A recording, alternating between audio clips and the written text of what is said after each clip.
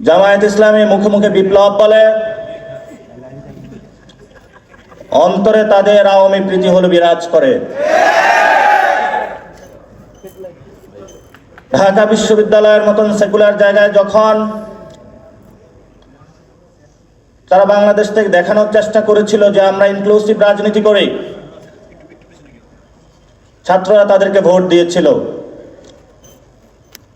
তারা কিছু ভালো কাজ করেছিল, তাদের রেজাল্ট তারা পেয়েছে। যখনই ডাকসু রেজাল্ট আসলো, 2 মাসের মাথায় তাদের মুখোশ উন্মোচিত হলো। এখন তারা ঢাকা বিশ্ববিদ্যালয়ের ছাত্রদের ভোট নিয়ে হেলিকপ্টারে ঘুরে ঘুরে হলো জামায়াত ইসলামের প্রোপাগান্ডা করে বেড়াচ্ছে পুরো বাংলাদেশে। এমন বিশ্ববিদ্যালয়ের প্রতিনিধি আমরা বাংলাদেশে দেখতে চাইনি।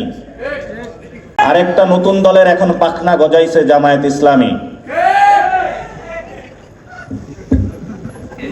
গণ অভ্যুত্থানে করছে যারা শহীদ ফ্যামিলি তারা, আর গণ অভ্যুত্থানের এখন নতুন চেতনার কথা বলে তারা নতুন ধর্ম ব্যবসা করে জনগণকে বিভ্রান্ত করার চেষ্টা চালাচ্ছে জামায়াত ইসলামী।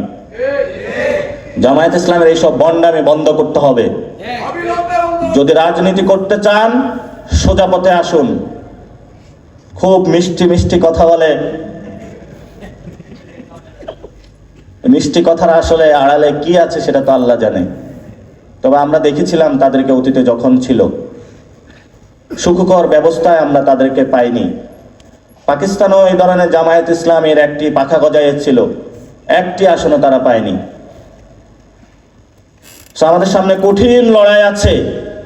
এই লড়াইটা আমাদের লড়তে হবে, আমাদের দূর সাগরে পাড়ি দিতে হবে, মনোবল শক্তিশালী রাখতে হবে। আমরা যেভাবে অতীতে রেখেছিলাম ভবিষ্যতে রাখবো। গত 1 বছরে আমাদের পকেটে কোনো টাকা নাই। বাসা থেকে বের হওয়ার সময় ফ্যামিলি জিজ্ঞেস করে যে আর কত টাকা দিব তোকে। আরে বিপ্লবের স্বপ্নে যে রঙিন হয়েছে পৃথিবীর কোনো কিছুই তাকে ক্রয় করতে পারবে না ইনশাআল্লাহ।